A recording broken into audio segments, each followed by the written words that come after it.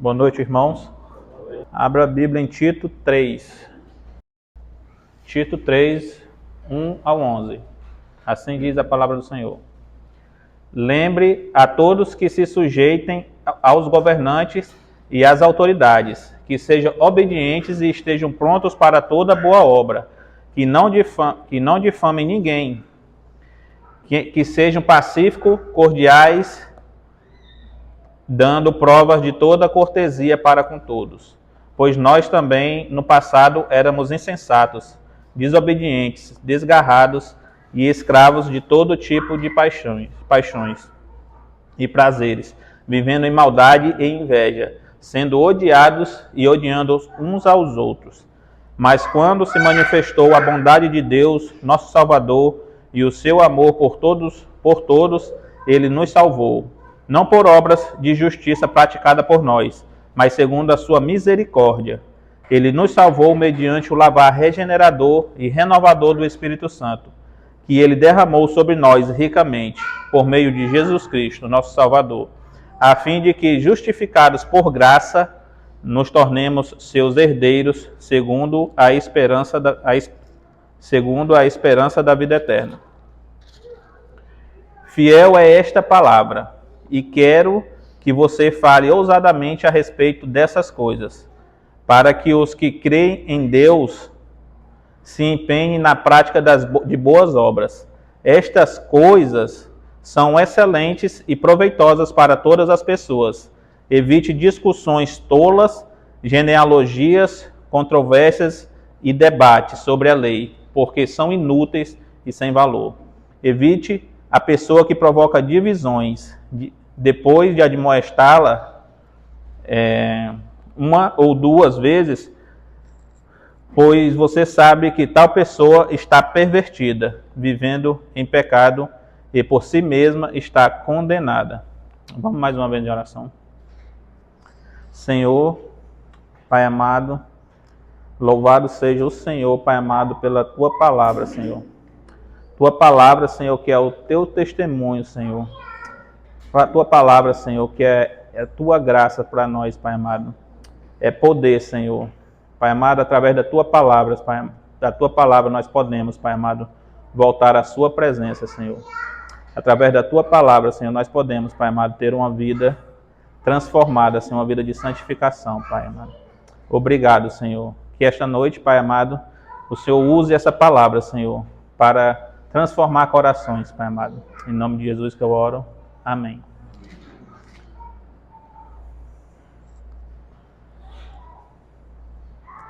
Nós já vimos nesta série em Tito, que Tito está em Creta, né? Uma região conhecida por seu povo depravado, reconhecidos por suas mentiras, crueldade, preguiças e etc. Tito tem a missão de nomear novos líderes ali em Creta, para as igrejas locais, líderes que sejam íntegros, generosos, autocontrolados e dedicados a Jesus.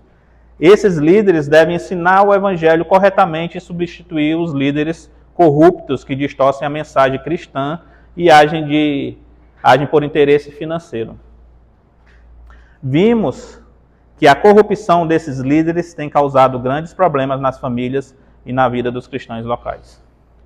Hoje é muito comum ver crentes com discursos do tipo: bandido bom é bandido morto.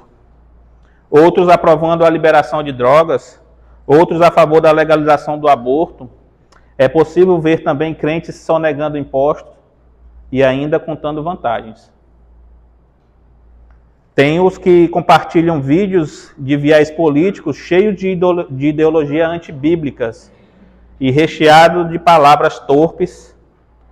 Crentes que agem de forma impiedosa, externam suas opiniões acerca de um assunto de forma que não se parece nada com o modelo de crente que Paulo descreve aqui.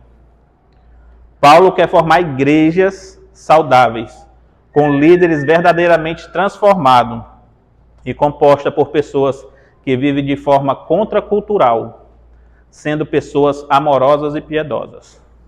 E no capítulo 3, Paulo quer mostrar que um pecador, por pior que ele seja, quando é alcançado pela graça regeneradora de Deus, é transformado de uma forma que é impulsionado a buscar um viver santo. Em outras palavras, um crente verdadeiro deve viver de forma santa, tendo um comportamento diferente de pessoas que não são crentes. Deve andar na contramão do mundo. A sua conduta cristã deve se sobressair a qualquer posicionamento político ou ideológico. Paulo começa o capítulo 3 com o seguinte termo: lembre todos.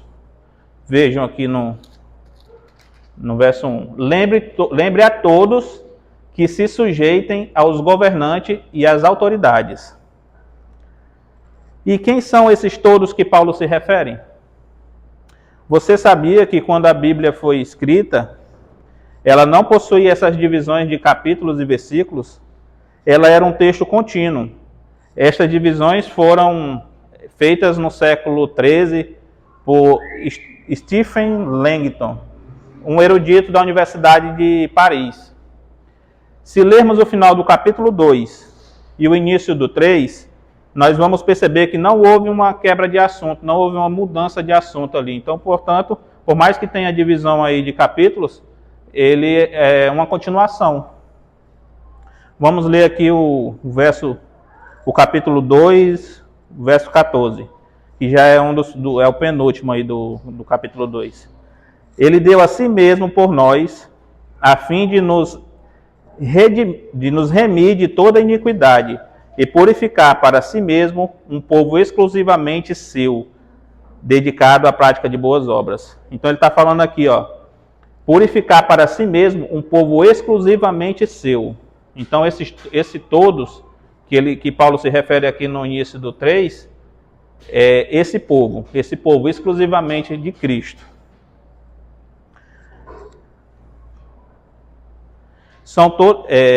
E quem é esse povo exclusivamente de Jesus? De quem Paulo está falando? São todos aqueles por quem Jesus Cristo morreu. Aqueles que foram regenerados pelo lavar do Espírito Santo, são conhecidos como salvos, geração eleita, geração santa, regenerados, crentes verdadeiros. 1 Pedro 2,9 diz: vocês, porém, são geração eleita, sacerdócio real, nação santa, povo de propriedade exclusiva de Deus, a fim de proclamar as virtudes daquele que os chamou das trevas para a sua maravilhosa luz. Esse povo são todos que reconheceram sua condição de pecadores, mortos e incapazes de sair desta situação por qualquer outra forma que não seja o sacrifício de Cristo Jesus. São todos que, após serem expostos ao Evangelho, responderam com fé em Cristo e arrependimento pelos seus pecados. Somos nós, que outrora éramos cegos espirituais, mas que entendemos a maravilhosa obra da salvação e que, pela graça do Senhor, fomos curados da nossa cegueira. Nós, cristãos, devemos ser conhecidos como cidadãos ideais, pacíficos, generosos, obedientes às autoridades, reconhecidos por buscar o bem comum. Sobre nós, salvos em Cristo Jesus, recai o dever de sermos dedicados à prática das boas obras. Porque devemos viver na prática das boas obras? Se Efésios 2, 8, 9 diz: porque pela graça vocês são salvos, mediante a fé. Isto não vem de vocês, é dom de Deus, não de obras, para que ninguém se glorie. Eu trago esse versículo porque ele pode ser usado fora do contexto, como eu já vi algumas vezes, para negar a necessidade de um cristão tem de viver em boas obras.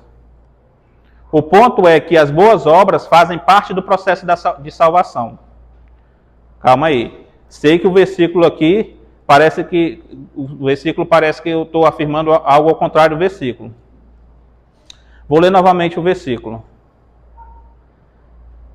Porque pela graça vocês são salvos, mediante a fé. E isto não vem de vocês, é dom de Deus, não de obras para que ninguém se glorie. Se Paulo diz que não é de obras, como eu posso estar afirmando que as boas obras fazem parte da salvação? É porque esse texto não exclui as boas obras da salvação, do processo de salvação. Ele tira as boas obras de uma posição que ela não está. Nesse caso, ele tira ela da posição de pré-requisito para a salvação. As boas obras não têm nenhum valor para se obter salvação, mas ela desempenha um papel crucial na vida de um crente verdadeiro. Mais para frente nós vamos ver com mais a fundo qual o papel das boas obras na vida de um cristão. Por enquanto, basta saber que ela é fruto da salvação, que evidencia que uma pessoa foi verdadeiramente regenerada. Portanto, todas as pessoas que foram salvas pela graça, mediante a fé, devem ser dedicadas às práticas de boas obras. Em Tiago 2:17 e 18 diz: assim também a fé, se não tiver obras, por si só está morta. Mas alguém dirá: você tem fé e eu tenho obras. Mostre-me essa sua fé sem as obras, e eu, com as obras, lhe mostrarei a minha fé. E em Tito 2,14 diz: ele deu a si mesmo por nós, a fim de nos redimir de toda iniquidade e purificar para si mesmo um povo exclusivamente seu, dedicado à prática de boas obras. Então não existe crente sem transformação. Não tem como ser crente dentro da igreja e ter uma vida de virtude, sem virtudes no trabalho, em casa ou em outros ambientes. Virtude não é uma roupa que você guarda para usar eventualmente quando julgar necessário. Perceba que Paulo se preocupa com o comportamento do crente no ambiente público e que seja com todos. Veja o verso 1 e 2. Lembre a todos que se sujeitem aos governantes e às autoridades, que sejam obedientes e estejam prontos para toda boa obra, que não difamem ninguém, que sejam pacíficos, cordiais, dando provas de toda cortesia para com todos. A transformação verdadeira vai acompanhar o cristão em todos os ambientes e estará refletida em todos os relacionamentos que ele tiver. As boas obras praticadas por um crente nominal, ou melhor, uma pessoa que se diz crente, mas não é verdadeiramente, vai ser usada em ambientes controlados. Geralmente é possível se perceber em ambientes onde tem pessoas da igreja. Mas em outros ambientes prevalece o comportamento impiedoso. E quando Paulo usa o termo dando provas de toda cortesia para com todos, ele está enfatizando que o testemunho é indispensável na vida de um crente, porque prova que sua fé é verdadeira, ao ponto de que a falta de comportamentos piedosos pode significar uma falsa conversão. Sobre nós cabe a responsabilidade de testificarmos a fé dos nossos irmãos, com o intuito de ajudá-los, caso seja identificado algo incoerente com o viver de forma bíblica. Mas nós devemos também olharmos para os nossos corações e analisar a nossa verdadeira intenção, o que nos motiva quando praticamos boas obras. Devemos analisar o nosso viver em outros ambientes, quando estamos interagindo com não crentes, amigos, colegas de trabalhos ou pessoas das nossas famílias. Veja, no versículo 3, Paulo descreve uma pessoa que não foi alcançada pela graça.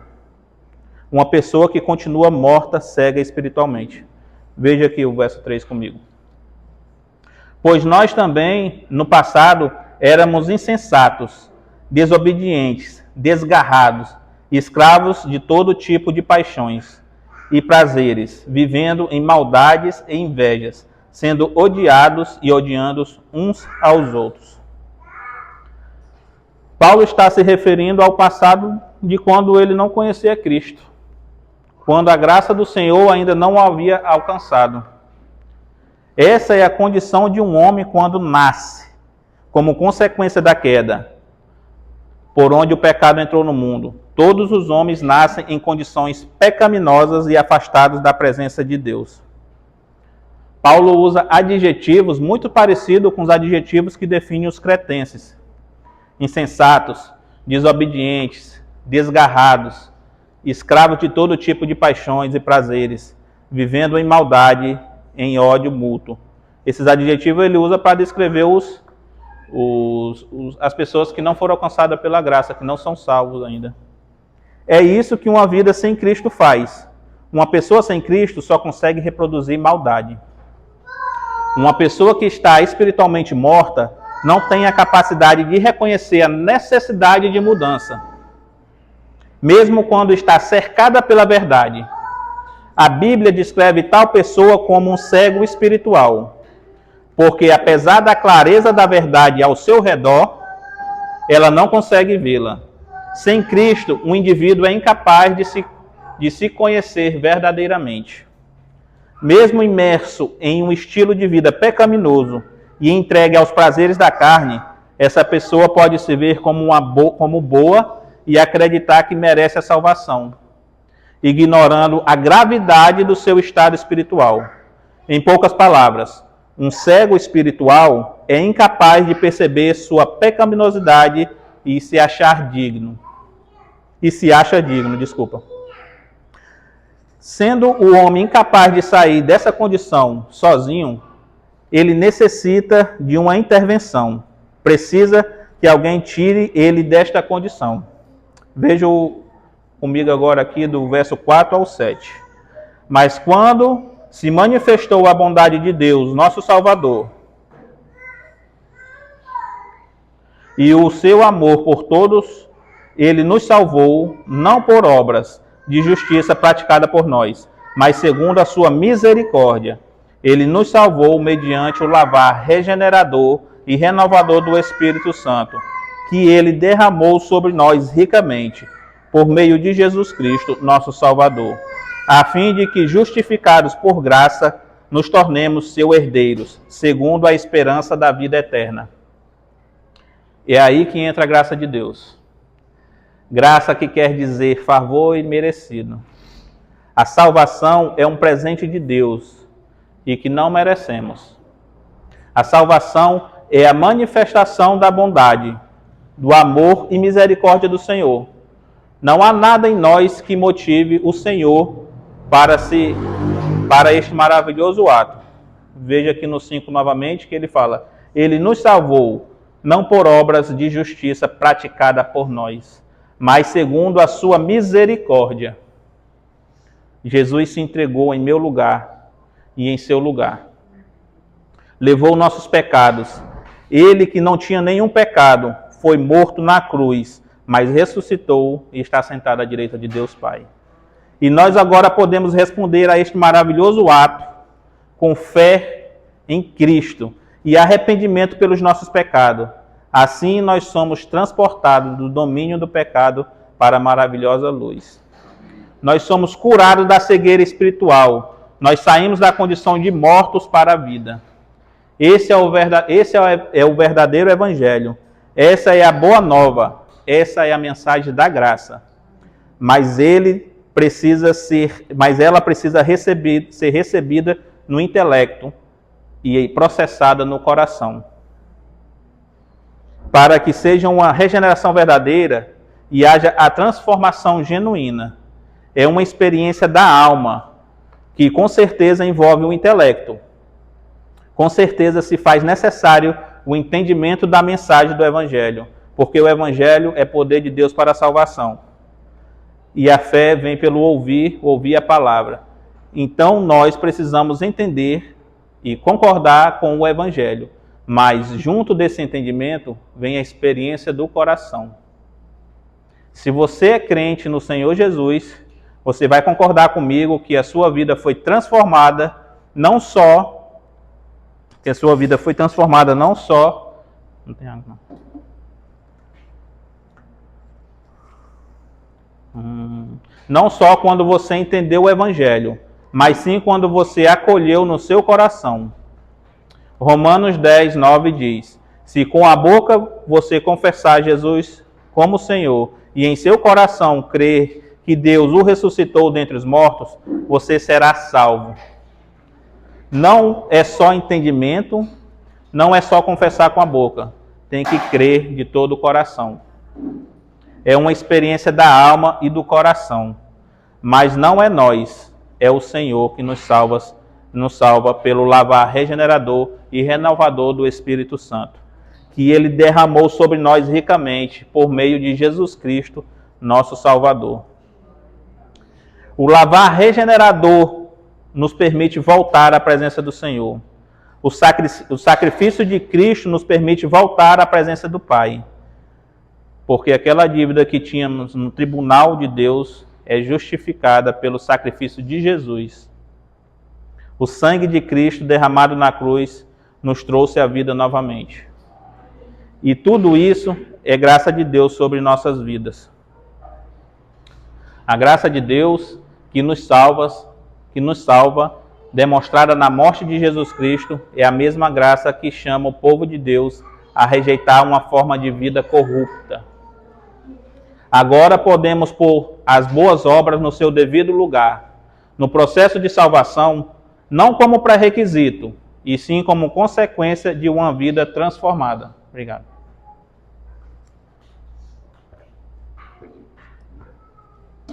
Porque eu sou salvo, eu frutifico em boas obras. Paulo mostra que a fonte de poder para um mundo viver de forma contracultural, um modo de viver dedicado às práticas de boas obras, é o amor transformador da Trindade de Deus. Veja comigo o verso 4, Paulo fala que a bondade de Deus, nosso Salvador, se manifestou. E no verso 5, ele fala que fomos salvos pelo lavar regenerador e renovador do Espírito Santo. E no verso 6, ele completa que foi por meio de Jesus Cristo, nosso Salvador. Portanto, para um viver digno do Evangelho, é necessário a graça do Senhor também.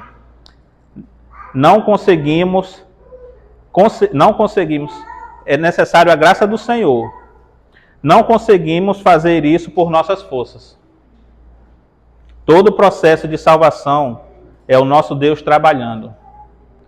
E nós somos meros figurantes.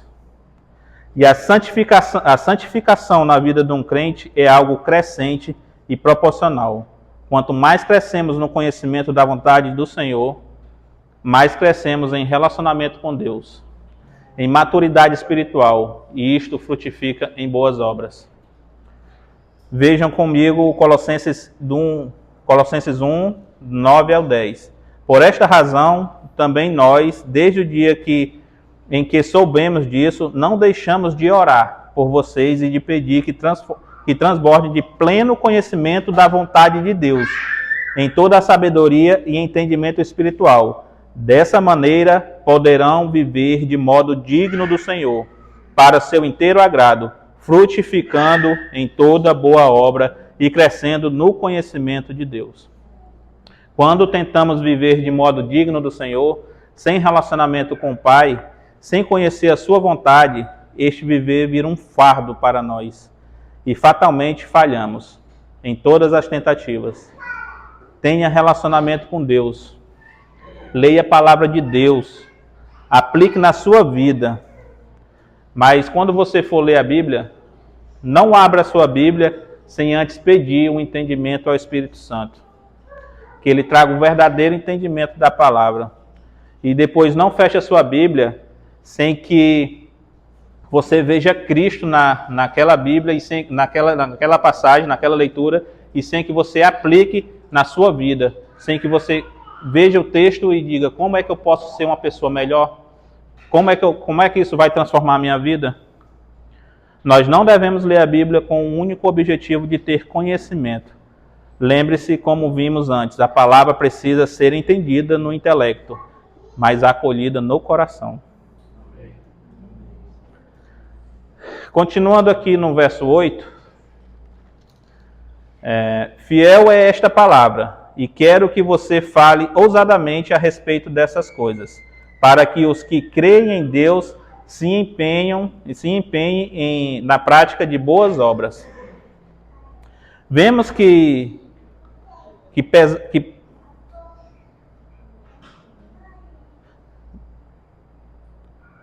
Vemos que apesar de Paulo estar falando diretamente com Tito, as instruções que ele tem para Tito, que são instruções para Tito como um presbítero, né, como um bispo ali, mas essas mesmas instruções cabem para nós e para todos os crentes. Paulo pede para Tito falar ousadamente a respeito dessas coisas, pois a palavra é fiel, para que os que creem em Deus se empenhem na prática de boas obras. Primeiro, partimos da verdade de que toda a Bíblia é palavra de Deus e é inerrante, portanto é fiel. Agora, sobre todos nós recai a missão de pregar a palavra de Deus, e não só aos presbíteros. E todos nós precisamos nos empenhar na prática de boas obras. Meus irmãos, que não saia de suas bocas palavras torpes. Seja manso, seja amoroso, cuide um dos outros, que o viver de vocês esteja em sincronia com o que vocês pregam e professam. Não repita frases antibíblicas, mesmo que pareça certo aos padrões morais dos homens. Não endosse viés político que defende pautas como legalização de drogas ou aborto. A falta de testemunhos, as práticas impiedosas de um crente difamam o Evangelho. Podemos ver isso no capítulo 2, no verso 5. Que ele fala: a serem sensatas, puras, boas donas de casa, bondosas, sujeitas ao marido, para que a palavra de Deus não seja difamada. Portanto, a falta de testemunho, as práticas impiedosas, eu estou repetindo, elas difamam o Evangelho.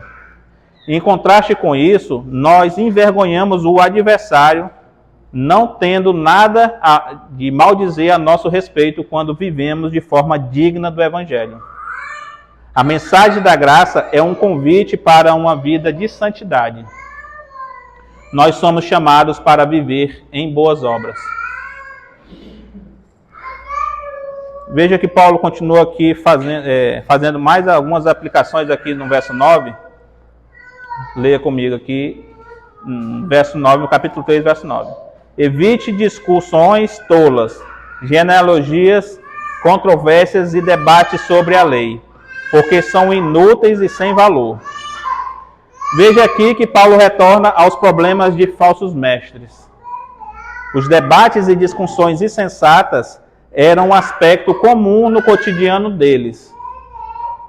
Uma característica predominantemente dos falsos mestres era a sua disposição para contendas. As discussões não precisam ser pecaminosas, mas as discussões insensatas são pecaminosas. As genealogias bíblicas têm o propósito vital de demonstrar a fidelidade de Deus em cumprir sua aliança e suas promessas no decorrer de gerações.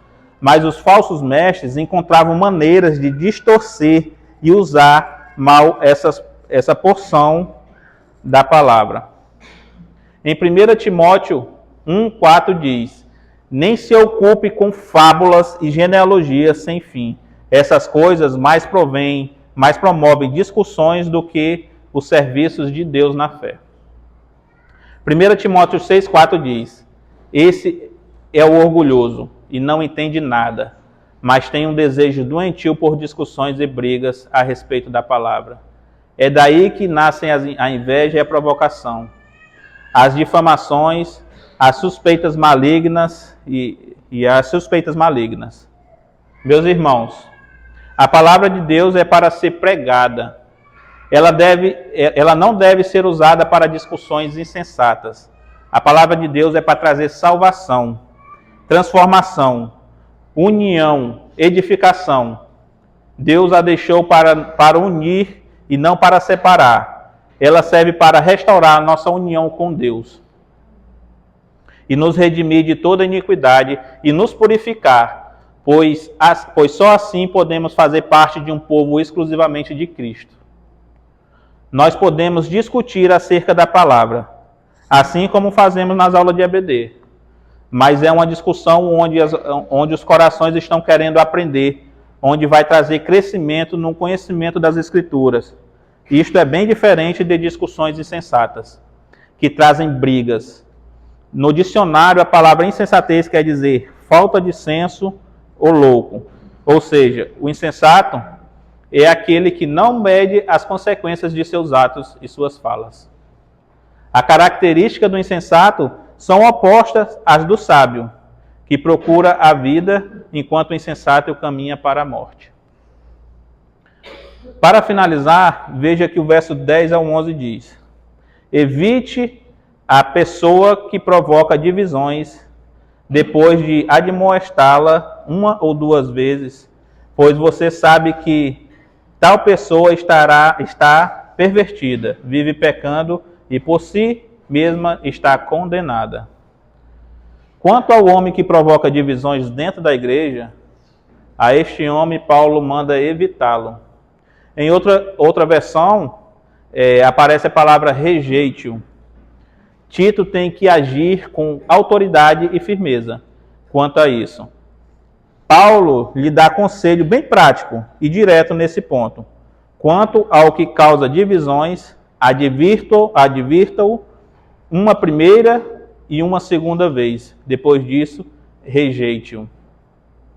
2 João 10 diz: se alguém for até você e não levar esta doutrina, não a recebam em casa, nem lhes dê as boas-vindas, porque aquele que lhe dá boas-vindas se faz cúmplice das suas obras más. O homem faccioso, o homem que divide, que causa divisões, acabará sendo vítima das próprias maquinações, pois se perverteu e vive pecando, e por si mesmo está condenado. Nesta exposição, podemos perceber que Paulo, por meio de Tito, orienta igrejas incrédulas, destacando a importância de uma conduta que reflete a transformação proporcionada pela graça do Senhor. Paulo enfatiza que cristãos devem ser exemplos de boas obras, vivendo em obediência às autoridades, sendo gentis e evitando discussões insensatas. Com a mesma intenção de Paulo, eu quero encorajar os irmãos a buscar uma vida com comportamentos e ações que refletem a graça do Senhor. Eu quero encorajar todos vocês, meus irmãos, da Igreja Batista Palavra da Vida, a buscar isto, um viver digno do Evangelho, a viver a transformação que o lavar regenerador do Espírito Santo promove na vida de um cristão verdadeiro. Nós somos alvos da graça de Deus, e a mensagem da graça nos convida para uma vida de práticas de boas obras. Se você entende que não está vivendo uma verdadeira transformação, se suas práticas não assemelham com as que Paulo usa na vida de um cristão, se você percebeu que o Evangelho começou a fazer sentido no seu intelecto, mas ainda não encontrou aconchego em seu coração, então esta mensagem da graça é um convite para você. Um convite para um viver contracultural, um viver em constante contraste com o viver no mundo. Um viver transformado pelo poder e amor da Trindade. Para fazermos parte de um povo que está sendo limpo, purificado, não podemos continuar vivendo na lama. Para fazermos parte de um povo que está sendo redimido de toda a sua iniquidade, sendo purificado, não tem como continuar no lamaçal do pecado. Agora, se você já crê em Deus, se empenhe na prática das boas obras, pois a graça de Deus continua neste processo também. Demonstre amor genuíno pelos outros, ajudando e servindo aos necessitados. Jesus ensinou que amar aos próximos como a si mesmo é um dos maiores mandamentos. Compartilhe recursos e bens com com que estão em necessidade. A generosidade é uma expressão de compaixão e cuidado pelos outros. Mantenha uma vida de honestidade e integridade em todas as áreas, desde o trabalho até as relações pessoais. Isso inclui não enganar, não mentir e ser fiel em todas as promessas e compromissos. Pratique o perdão e busque a reconciliação, seguindo o exemplo de Cristo, que perdoou os pecados da humanidade. Adote uma atitude de humanidade e mansidão em interações com os outros, evitando o orgulho e a arrogância. Siga os princípios de santidade e pureza conforme os ensinamentos bíblicos, abstendo-se de comportamentos imorais e pecaminosos. Respeite e obedeça às autoridades estabelecidas, desde que não entre em conflito com os princípios bíblicos. Contribua para a obra da igreja através de serviço, apoio financeiro e participação ativa na vida comunitária. Ofereça apoio emocional e espiritual aos irmãos na fé, ajudando-os em momentos de dificuldades e crescimento espiritual. E por fim, compartilhe a mensagem de Cristo com os outros, vivendo de uma forma que reflita os valores do reino e atraia os não crentes para a fé. Vamos mais uma vez em oração. Pai amado, obrigado pela tua palavra, Senhor. Obrigado, Senhor, porque através da tua palavra, Senhor, nós podemos conhecer a sua vontade, Senhor. E assim, Pai amado, através do conhecimento da tua vontade, podemos frutificar em boas obras, Pai. Obrigado, Senhor, porque a tua graça, Senhor, que nos salva, Senhor, e a tua graça também, Senhor, que nos ajuda, Senhor, na santificação, Pai. Senhor, que essa palavra, Senhor, encontre abrigo nos corações, Pai amado, que ela gere transformação, Senhor, que o nosso viver, Senhor, seja um viver cristão, Senhor, seja um viver, Pai amado, digno do Evangelho, Pai amado. É em nome de Jesus que eu oro agradecida. Amém.